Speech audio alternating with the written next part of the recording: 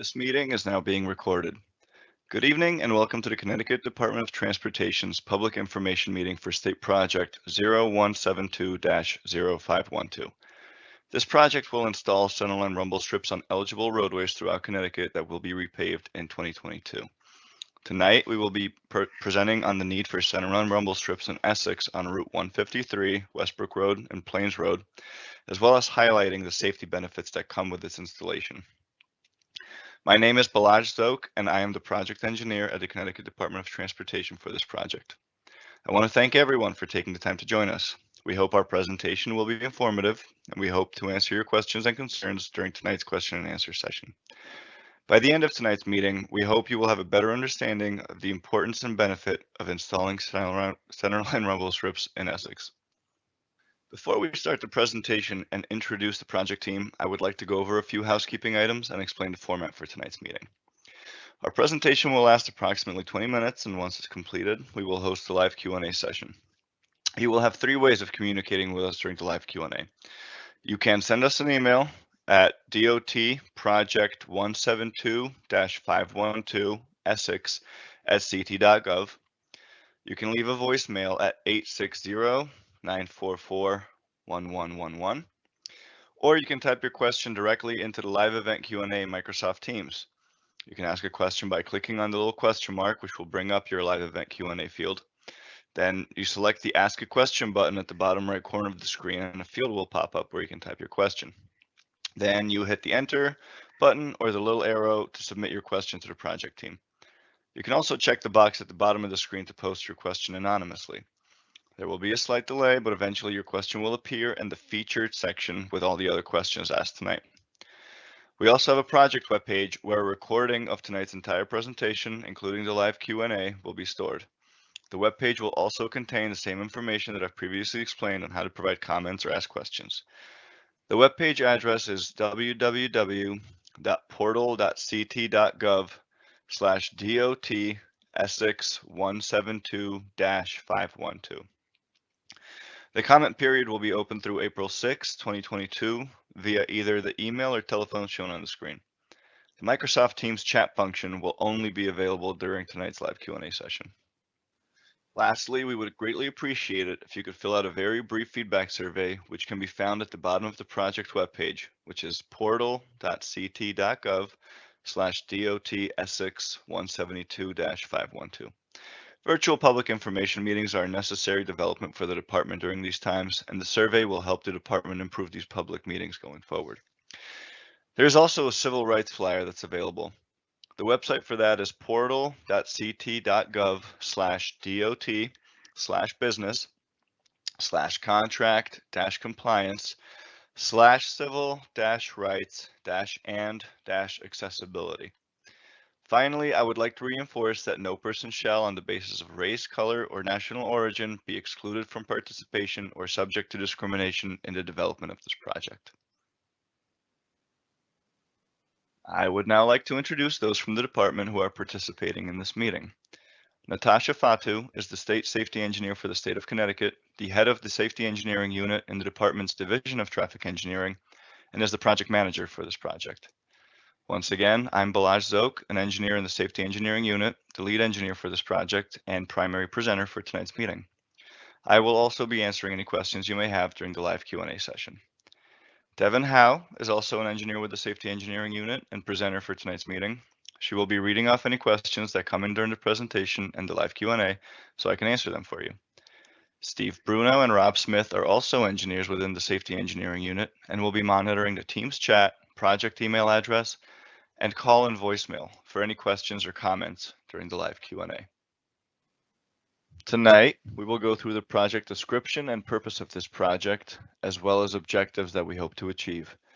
Then we will give a thorough description of what Centerline rumble strips actually are and why they should be used on this roadway segment, followed by the types of crashes affected by Centerline rumble strips. Next, I will discuss how they are being used in the country and the state and go over the criteria for installation eligibility. Lastly, we will go over the cost and timeline for this project before we wrap everything up with the live Q&A discussion. The Connecticut Department of Transportation will be repaving Route 153, Westbrook Road and Plains Road, from the Westbrook, Essex town line to Route 154, or Middlesex Avenue, during the 2022 construction season. The following sections of Route 153, which combine for a length of 0.92 miles, were identified as being candidates for the installation of centerline rumble strips. From 500 feet north of the town line to 300 feet south of South Winds Drive, from 1,300 feet south of Bochum Road to 200 feet south of Bochum Road, and from 400 feet north of Bochum Road to 100 feet south of Essex Savings Bank. I will go over what qualifies these sections of Route 153 as eligible later in the presentation. Please note that Westbrook has agreed to have centerline rumble strips installed along their eligible section of Route 153 back in 2020. As mentioned in the last slide, centerline rumble strips are proposed on the sections shown in blue on Route 153, Westbrook Road and Plains Road, from the Westbrook Essex town line to Route 154, Middlesex Avenue during the 2022 construction season. As you can see, the sections where centerline rumble strips are proposed are areas where the residential density is sparse, which is one of the considerations when determining the eligibility, but I'll go over that more later. For the time being, please note that the vast majority of homes are more than 100 feet from the roadway, with only a few exceptions.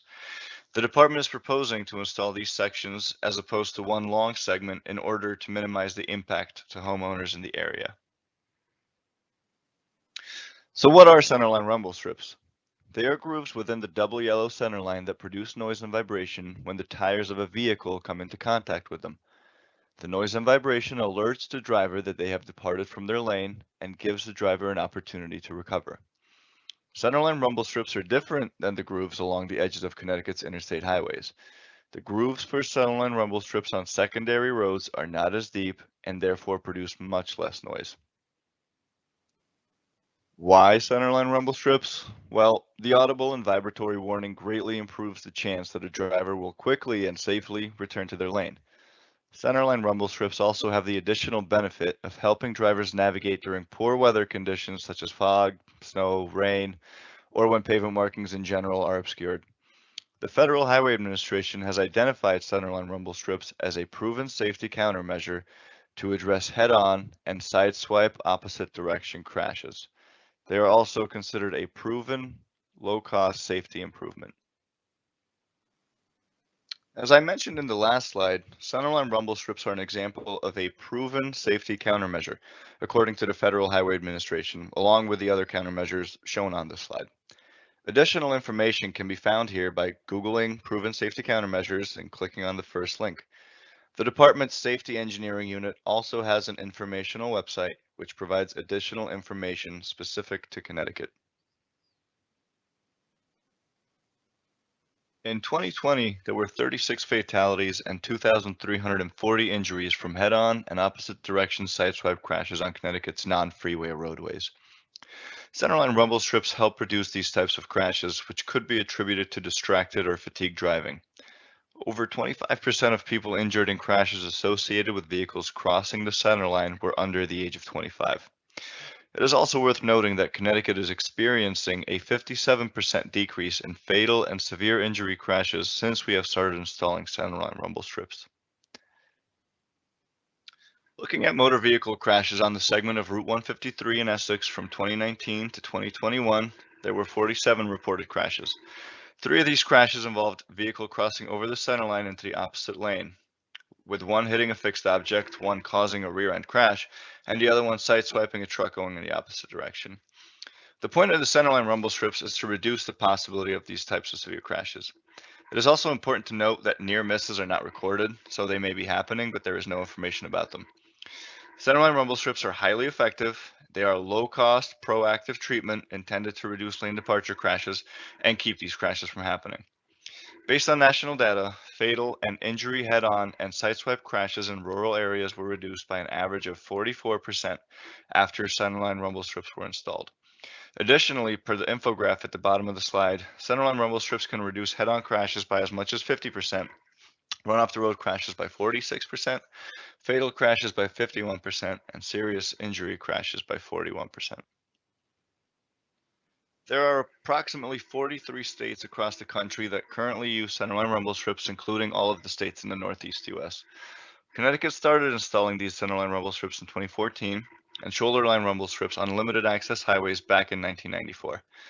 As of January 2022, Connecticut has installed over 385 miles of centerline rumble strips on state roads and over 90 miles on local roads, with more being proposed every year. There is also a link to a video titled Rumble Strips, The Sweet Sound of Safety, which is a short YouTube video presentation uploaded by the Federal Highway Administration. And this will be available once the presentation is posted online. It can also be found on YouTube by typing in the underlined keywords. As you can see on this map, the majority of towns in Connecticut, over 130 of 169 towns, have had centerline rumble strips installed. Any town shown in green already has them installed, whether it's on a town or state-owned roadway. Towns in blue are programmed to have them installed. And towns shown in white do not currently have them installed, nor are they planned to get them at this time, but this will likely change in the near future as additional roads are repaved. Also note that most of Essex's neighboring towns, including Westbrook, Deep River, Lyme, and Old Lyme, already have centerline rumble strips installed. So let's talk about the criteria for centerline rumble strip eligibility. The department goes through a screening process to determine centerline rumble strip eligibility, including taking a look at the traffic volume, making sure that the average daily traffic on the road is at least 2,000 vehicles per day. We also ensure that the pavement is in good condition and is less than 3 years old. The roadway is to have a minimum of 14 feet of width from the center line to the edge of the pavement. This makes sure that there is plenty of room for drivers to maneuver in their lane without going over the centerline rumble strips accidentally. The roadway also has to have a posted speed limit of 35 miles per hour or greater. And lastly, there has to be a low residential density. If there are some homes along the segment, we try to ensure that the majority of them are at least 100 feet from the edge of the road. The average cost of installing centerline rumble strips is a little more than $2 per linear foot. On top of that, double yellow centerline paint is added, which is about $1.25 per foot, bringing the cost of implementing the centerline rumble strips to a total of approximately $18,000 for the almost mile-long segment. The cost will be covered by 100% state funds, so there's no cost to the town, with the repaving anticipated to take place during this year's construction season. These are just a couple of pictures taken from construction showing part of the milling and grooving process. Construction vehicles work and travel at approximately 2 to 3 miles per hour to install the centerline rumble strips. The work is done during non-rush hours, and the center lines are painted a few days later. And with that, I want to thank you for your time to listen to our presentation. And now it's time to hear from you in our live question and answer session. Remember that you may email us any questions or comments via the project email address, may leave a voicemail message on the call and phone line, or send your questions directly via Teams chat. We also want to encourage that you take our very brief feedback survey to help us improve how we deliver these virtual public information meetings in the future. So with that being said, Devin, do we have any questions from the email, voicemail, or the chat for us to answer? Good evening, and thank you, Balazs, for that great presentation. At this time, we don't have any messages or questions. So I would like to remind anybody, for those on YouTube or anyone who called in, how they may ask questions. For those on YouTube, this information can be found under the video. You just need to click See More, and the email address should be there for you to copy and paste. It is not a hyperlink, so you will need to copy and paste it. For those in chat, you can post your question in the Teams live event chat, where you have the option to ask a question anonymously. And for everyone else, please contact us by email at dotproject172-512essex@ct.gov, or by phone at 860-944-1111, where you can leave a message with your question. We want to remind and encourage everyone to participate in the brief survey at the link displayed on the screen and on YouTube, and it is also located at the bottom of the project webpage. Another reminder for everyone is that the public comment period for this presentation is open until April 6th, and we will be reviewing all voicemails and emails within that time frame. However, the live chat option is only available during this live event today. So please go ahead and email your questions, phone them in, or use the YouTube where you can click see more, and an email address should be there for you to copy and paste. Once again, for anyone who needs to hear it, for the email, you can email us questions at dotproject172-512 essex@ct.gov, or by phone at 860-944-1111. Balazs, it looks like we have a question. It is, when will the work be scheduled? Thank you for that question, Natasha. So as of right now, if the Centerline rumble strips are installed, they are proposed to be installed during this year's construction season. So typically what happens is the road is milled and then repaved. And once that is done, once the roadway settles, we would then have our crews mobilize and go out and do the work afterwards. Again, sometime this summer most likely. But before that happens, a public notice would be sent out. Okay, we have Norman Needleman with a comment here.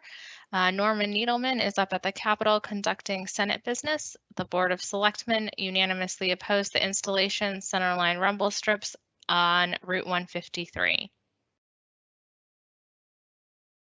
And I'm just going to there's this anonymous thank you for your presentation. This is for Selectman Norm Needleman.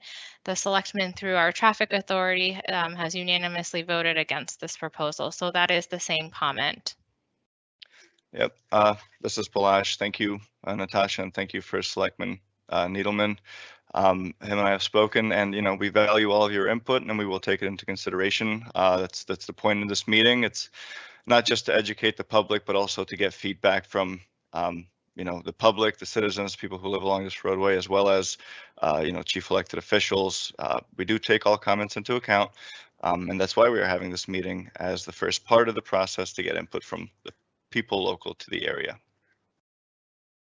I just want to remind those here we got another anonymous here. Sorry for hitting sent prematurely. The 100-foot distance from homes isn't adequate for noise mitigation from our point of view. Thank you for that comment. This is Balazs again. So the Federal Highway Administration has best practices that they have published that the state of Connecticut and other states in the country follow. And the general rule of thumb that they have set forth is that 100 feet, as long as the residential density is on the sparse side, is sufficient for the installation of Centerline rumble strips. I do want to reiterate that a lot of people are obviously very familiar with the ones on highways or interstates on the edge of the roadway. So those are much, much deeper. If you've ever accidentally gone off the edge of the road and felt the vibrations and the noise from that, these are much shallower and spaced further apart. And also people should be traveling at a speed much lower than on the highway. So the noise should not be quite as large a factor as it is on the interstate. But really, I think the biggest takeaway from this is that if the noise is being triggered, right, if cars are driving over and making the noise, that means that they need to do some kind of corrective maneuver. That means that they are encroaching into the other lane of traffic, and the whole point of this is to try and be proactive and avoid as many crashes as we can. And so if that noise is essentially confirmation that someone is going off of the road and into, well, not necessarily off the road, but going out of their lane and into the opposite lane. So really the noise shouldn't be happening unless it is someone who is, not really either paying attention or just happens to be going out of their lane for even a few seconds. We have another question here. Hi, it feels like all of Route 153 still has the temporary striping tape, and it is hard to see at night and during rain. Will all of Route 153 be getting permanent striping after the completion of the project? Thank you, and that is a very good question. Yeah, so once the project goes through, the repaving goes through, there will be brand new paint put down after the roadway is repaved. So yes, in short, yes. I'm going to take this opportunity to remind everyone on YouTube or anyone who called in how they can ask questions. On YouTube, the information can be found under the video. Click See More and the email address should be there for you to copy and paste, which you will need to copy and paste because it's not a hyperlink. For those in the chat, you can post your question directly into the Teams live event chat, where you have the option to ask a question anonymously. And for anyone else, please contact us via email, dotproject172-512 essex@ct.gov, or by phone at 860-944-1111, where you can leave a message with your question. This is a phone question. Mr. McMillan lives in Essex, opposed to strips, lived here for 20 years and has not seen one accident. Also hears noise from 153 and thinks this will just increase noise. Believes this is a waste of state money and is strongly opposed. Thank you, Natasha, and thank you, Mr. McMillan, for your input and your comment. So as far as the number of crashes goes, you know, like I said, in the past 3 years, so we typically look at the latest 3 years of crash data. So from the beginning of 2019 to the end of 2021, and this is looking at the whole section of Route 153, not just the section that we're specifically looking to, you know, propose centerline rumble strips on. But in that whole section, there have been 47 crashes in the last 3 years. Most of them did occur at signalized intersections, so I believe Bochum Road and then Route 154 in the north end there. There are a large, you know, number of crashes that happen along the segment, and like I said, 3 of them were attributed directly to people crossing the center line and you know, having a crash as a result of that. And then, like I said earlier, really, if there is noise because of cars going over the center line, then that's because that they need to then perform some kind of corrective maneuver. But having said that, you know, let's try and keep in mind the big picture here, right? So we are, as states and towns, road owners, we have the responsibility of providing a safe transportation system for all road users, and this is a low-cost, proven safety countermeasure that is proactive, right? So we are trying to take a proactive approach, trying to prevent the crashes from happening, rather than a reactive approach, which is fixing the problem after it may be too late and the crash has already happened. But thank you for your comment, and like I said, we will take all of these before, you know, a decision is made, and we will keep track of all of them and consider them when we make a decision. So thank you. I have a comment here from Anonymous. Thank you for the presentation. It was very informative. I personally think the centerline rumble strips prevent accidents. Only noisy if someone is dangerously encroaching on the other lane. Right. So thank you. This is Balazs again. Thank you for, you know, I guess getting something out of the educational portion of this. That's what we're trying to do, is just, you know, we're not trying to put this into to create issues and create extra noise for the residents. We understand that this is one of the touchier issues of the whole discussion, is the noise. I totally understand that. But like I said, and you know, I don't want to keep harping on it, but that's really the big point, is the noise really should only be happening if people are crossing over the center line and need to take corrective action. At any intersections with town roads, so if there's a side road that's a town road, there are no centerline rumble strips installed in those sections because obviously cars have to come into and go out of those driveways, or those rather town roads. And so in order to preclude the noise issue from becoming an issue at those locations, the department's practice is not to install them within 25 feet in each direction of town roads. But thank you for your input and your comments. Another reminder for everyone is that the public comment period for this presentation is open until April 6th, and we will be reviewing all voicemails and emails within that time frame. However, the live chat option is only available during this live event today. So I just want to remind everyone again how they may ask questions during this live event. On YouTube, click on See More. and the email, which can be found right under the video. Click on See More. The email address should be there for you to copy and paste. It's not a hyperlink, so you will need to copy and paste it. For those in chat, you can post your question in the Teams Live event chat where you have the option to ask the question anonymously. For everyone else, please contact us by email at dotproject172-512essex@ct.gov or by phone at 860-944-1111, where you can leave a message with your question. Again, have a comment here. This is anonymous. Again, Norm Needleman.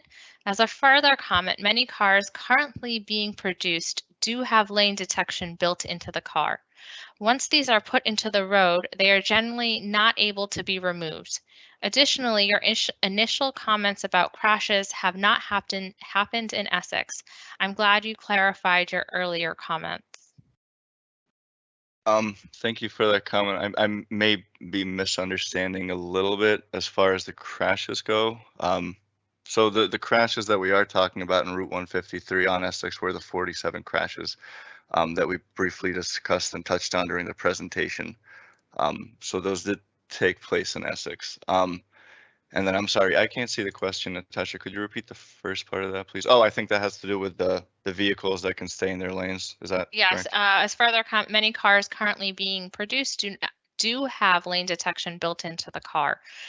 Once they Right. are put into the road, they are generally not able to be removed. Right. So I guess that's kind of a two-parter. If the need arose to remove the Centerline rumble strips, obviously that is a discussion we can certainly have if they are installed and issues arise out of it. But I guess in the grand scheme of things, from locations where we have had them installed, we've heard more positive than negative as far as feedback from the citizens in the area. Obviously, there are going to be some examples where people weren't exactly ecstatic about it because of the noise. But at the same time, like I said, in the grand scheme of things, we've had much more positive feedback than negative. And then as far as the lane detection, I think really the takeaway from that is that, right, if the car has a lane detection system built into it, then they should not be driving over the rumble strip. They're already going to be staying in their own lane, and then so the issue of noise then would be nullified, right? So there would be no noise, which I think is really the biggest issue at hand here that most people have trouble with. And like I said, I totally understand it. It's a big concern. Nobody wants to be woken up in the middle of the night by the noise, but by the same token, it shouldn't be happening, right? If people aren't crossing over the center line, especially if they're in a car that has that built into them. And until there is a market saturation where, a large chunk of the vehicles don't have that out in the world or, out in Essex, I think this is a very positive countermeasure that could be put in place until that becomes the norm. One thing to add regarding the cars with lane detection, they would not be driving over the rumble strip, but the cars should be staying within the lane. The pavement markings do help with that lane detection, so there wouldn't be noise produced because there's with the lane detection, they shouldn't be driving over the rumble strip. So just wanted to add that in. Again, another reminder for those who are maybe just tuning in now to ask us any questions. For those on YouTube or calling in on YouTube, please under the video, you will see more, and the email address should be there for you to copy and paste. It's not a hyperlink, so you will need to copy and paste that. For those in the chat, you can post your question in the Teams Live event chat where you have the option to ask a question anonymously. And for everyone else, please contact us via email at dotproject172-512essex@ct.gov or by phone at 860-944-1111, where you can leave a message with your question. I want to remind and encourage everyone to participate in the brief survey at the link displayed on the screen. It's also on YouTube, and it's also located at the bottom of the project webpage. Another reminder for everyone is that this public comment period for this presentation is open until April 6th, and we will be reviewing all voicemails and emails within that time frame. However, the live chat option is only available during this live event today. I have a comment here. It's an email question. What is the noise level expected from rumble strips? What noise level should one expect at 100 feet? Thank you, Natasha, for that question. So as far as an actual value, like a decibel number, I'm not entirely sure, what that value would be. Like I said, the number that we are using, this 100 feet, is a number that we were provided by the Federal Highway Administration. So it is a national kind of a standard of a number that is used for the determination of eligibility for the proposed installation of Centerline rumble strips. And like I said, we did look at the residential density of the homes and found that the vast majority of them in this section are either 100 feet away or more. And then we also did specifically avoid proposing Centerline rumble strips of sections where the residential density is a little bit higher, which is why we kind of segmented Route 153 into pieces, 3 separate pieces, rather than one continuous section. And that's just the general practice, the way we handle these when we do run into a location where houses are prevalent. I have another comment / question here from Anonymous. The head on or side swipe were or were not in Essex. I want to see the data. You don't need to repeat this, but you're being flip about the noise. It's really annoying to anyone who can hear it. Thank you for that comment. We will consider it and include it in our final determination. So thank you. Another reminder that for general information about this project, please visit the project webpage. It is portal.ct.gov/DOT Essex 172-512. I have some more comments here. I also want to see the data for the last decade. Side swipe and head on, please send to my office. This was anonymous, so I don't have information on where to send that, but Balazs, if you want to answer that. Well, I guess I'm not really sure how to answer it, right? We can try and send that info over for, I guess, as disclosure. I believe in 2015, the data format that the police used to record crash information changed. But also, like I said, we do look at the latest 3 years. So we did not look at the last 10 years of crash data. But I guess we can, spread it out into further back into the past and look at the crashes that happened, prior to 2019 and to 2021. So we can look into that and share that information. We want to also mention that this data is crash data is available through the Yukon crash repository. If you Google Yukon crash data or Connecticut crash data, it will bring you to the Yukon crash repository, which is a database for the entire state. The police departments do have to report their crashes, whether it's on a state road or local road, and it is available to the public through the crash repository. So we encourage anyone who wants to review any crashes or information regarding crashes, they can certainly check that website out. There is an opportunity, if you have questions, to contact someone on that site to help you with a query. In addition, just want to make one more mention. The Centerline rumble strips are a more proactive approach, as Balazs mentioned earlier.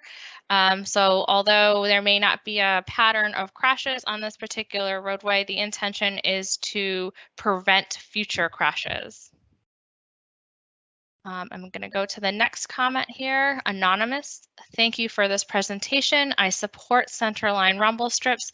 They are extremely helpful to keep vehicles in the correct lane, especially at night or when the roads are wet or snow covered.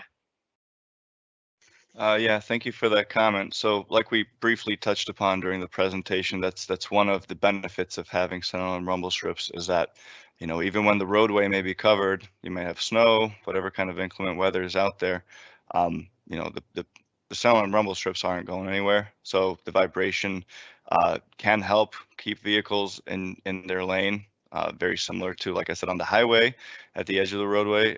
If during inclement weather conditions, it can keep people from running off the roadway. So, same idea, different application. But yeah, thank you for that comment. We have an email question here. What is the history or data to suggest the drop in mortality rates in areas where rumble strips are installed? Thank you for that comment. So, there are a couple different sources of information for that. Like I said, we get some of our information from the Federal Highway Administration, and a lot of the data from the presentation tonight can be found on their websites. We also get some information from TRB, which is the Transportation Research Board. And that's where we got some of the figures that we discussed tonight. And then we also work with UConn. They have a center that it's a transportation center that we work with, and they do a lot of statistical analysis on our behalf. And they've created a couple of programs that can do statistical analysis, without their help, so we can run it ourselves. And so a lot of the figures are based on, previous years of crash or previous years of data, crash data, comparing the before and after, looking at the reductions that way for, same types of roadway segments. So hopefully that clears up, some of the sources of information that we use and that we have used in the past and continue to use and continue to develop, new ways of really digging into the data and figuring out, the best locations to incorporate these changes. Okay. The next question I have here is an email question. Is there any data to suggest that rumble strips decrease speeding and results in less distracted driving? I've personally had cars cross the center line and not hit my vehicle as I made evasive maneuvers. We have a speeding problem on Route 153. Thank you for that question as well. So that one's a little bit loaded. Let me see if I can break it down. So the speeding issue is unfortunately not necessarily an issue that the Department of Transportation can really fix. So we don't have the jurisdiction to enforce any of the signs that we put up. So if motorists are traveling at a speed higher than the posted speed limit, it's the best course of action is probably for the resident to reach out to the local police department and request additional enforcement in the specific area where the speeding is occurring, unless it's along the whole section of Route 153. But really the police department, they're the only ones that have the authority to enforce the speed limit. We can put up as many speed limit signs as we want, but at the end of the day, we can just put them up. We can't really enforce the signs. And then let me see the other part of the question, comment. So personally had cars cross the center line and not hit my vehicle as I made evasive maneuvers.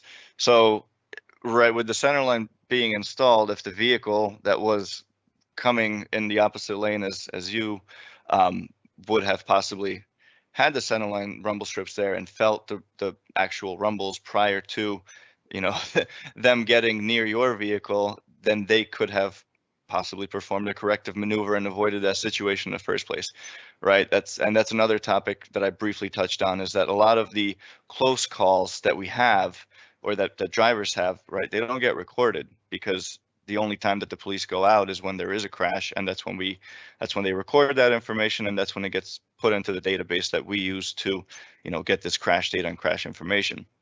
But anytime there's a close call, such as what you're describing, we don't have any record of that. So like I said, there could be a ton of those happening and we'd never know it. And that's partially, that's why we have these meetings, is to get input from people who do live on this road and who are familiar with it, more than we might be, and just get that very important input. Okay, the next question we have was a phone-in question from Mr. McMillan. Not happy with previous response on crashes. Majority happen at intersection of 153 at 154, from there through Westbrook line. I don't believe there have been any accidents and like a specific response on where they specifically are. So thank you for that comment, Mr. McMillan.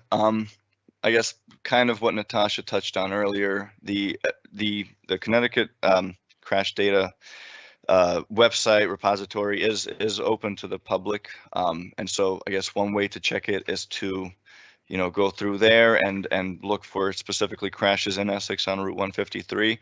I did mention that the majority do, you are very correct, the majority do happen at the intersection of 153 and 154, as well as 153 at Bochum, right? Those are the two signalized intersections in this area. But there have been other crashes along this segment. So Mr. McMillan, I guess one way, if you wanted to send us an email, I could, you know, send you one back, and it would probably be easier to converse that way, so I could include a screenshot of where the crashes are happening, or like I said, if you would like to, you know, go on Google and check it out, that's another option as well. But you know, certainly feel free to email us at the email that we have shared on the screen, and I will get back to you. I have another comment here from Anonymous. Without a decibel level, how can you say it won't be an issue? Yeah, thank you for that comment. So yeah, like I said, without the decibel, I don't have that information specifically in front of me. The 100 feet is just what we use. And I guess really the big takeaway, right, is if cars are crossing, that's the only time the noise is being created. And if the noise is being created, that means that the cars need to perform corrective maneuvers. I mean, really, this should not be a constant issue. And if it is, you know, kind of to go hand in hand with the police presence and the police enforcement, you know, that might be a good indicator that maybe drivers in the area are driving distracted, or, you know, not necessarily intoxicated, but they just, something might be going on that may be, you know, triggering all these people driving over the center line. Like I said, this should not be happening all the time, and it should only be happening if cars are doing something that they're not really supposed to be doing. So I want to remind anybody again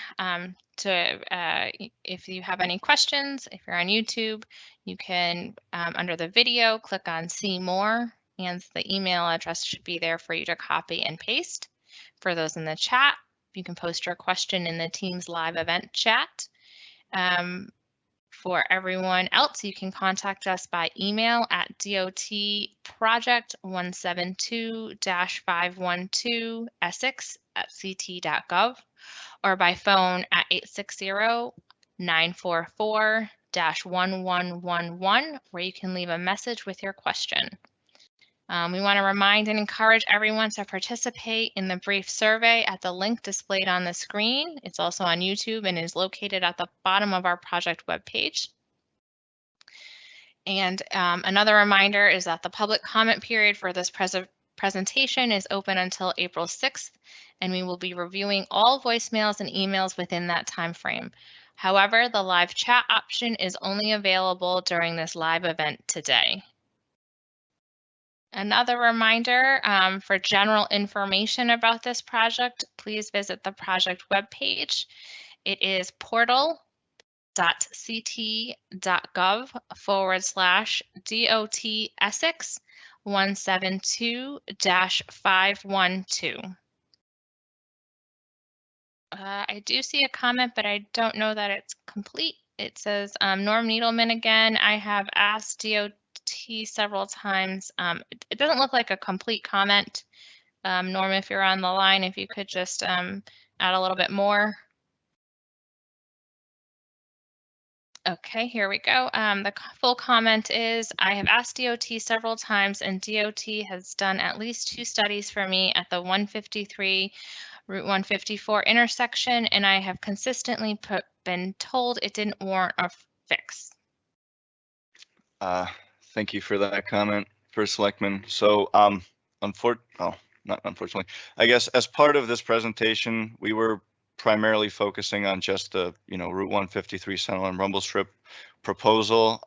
Any previous studies that you may have and conversations that you may have had from other DOT representatives, I'm not necessarily privy to. So I mean, I can do some digging, but I won't be able to have, an answer for you on that right now. But I can, follow up either with you or do some digging on my end and figure out, who you were in contact with in the past and, what the I guess the final results of that study were, and we can use that and have a discussion about it. But for the primary purposes of tonight's meeting, we were just trying to focus on the Centerline rumble strips. Again, want to give everybody a reminder on how to get in touch with us for tonight through YouTube. Click under the video, see more, and the email address should be there for you to copy and paste.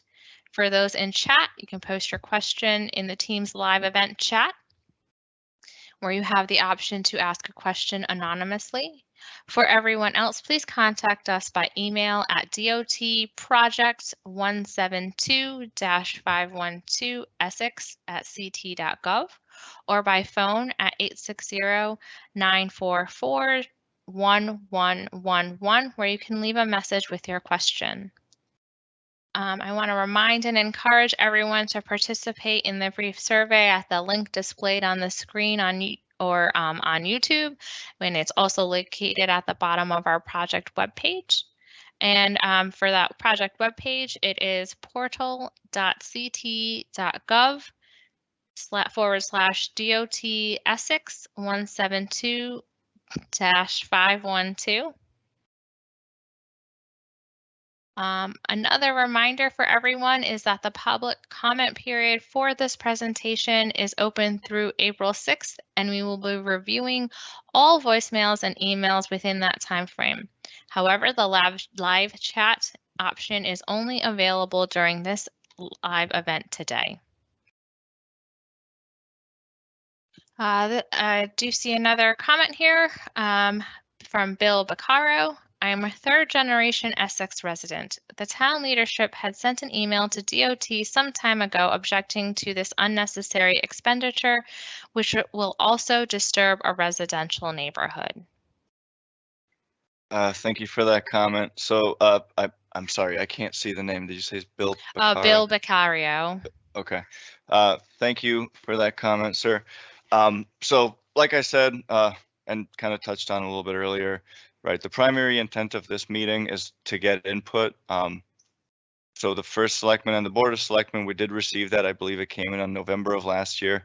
But the department's general procedure for any time we do Centerline rumble strip installations and proposals is we look at locations that are being repaved, right? Because one of the criteria is that the pavement has to be 3 years old or younger. And so since the roadway is being repaved this year, regardless of the Centerline rumble strips, this is a good chance for us to take a look at the implementation of them now in conjunction with the paving project. So, that's why we're having this meeting now. And we did, obviously, like I said, get the letter, but we still typically hold a virtual, well, in the past, it used to be a public information meeting. Right now, it's virtual. But we've been holding these virtual public information meetings for any towns that have not signed off on the letters that we have sent in. The vast majority of towns, do just sign off and we go ahead with the installation. And then any towns that don't, we typically hold a public information meeting such as this one, just to get the education out there and really just let people know why we're doing this. Like I said, I realize the noise is the biggest concern, but I guess the way we see it as roadway professionals is that even if this saves one life or keeps a crash from happening, right, it will pay for itself. Like I said, the cost of it is very minimal in the grand scheme of things, whereas a life is worth much more. And we're just trying to take a proactive approach, trying to prevent it from happening rather than reacting to it once it already happens. But we do take all comments, including yours, into account, and that's why we're having this meeting, right? First part of the process to get input from both people local to the area as well as people who we may have had conversations with before. But with that, I want to thank you for your comment, and I'm sure we'll we'll have further conversations about this. Well, we do have a few more comments. Norm Needleman, again, DOT is looking to fix an issue that's not based in data, but hasn't fixed the issue we have asked them to fix. Thank you for that comment, First Selectman. Like I said, for at least from my end, we were just trying to talk about the Centerline rumble strip. So I understand that there may be other issues in town. Like I said, we can look into it. But for now, I just wanted to focus on the Centerline rumble strips for tonight's discussion.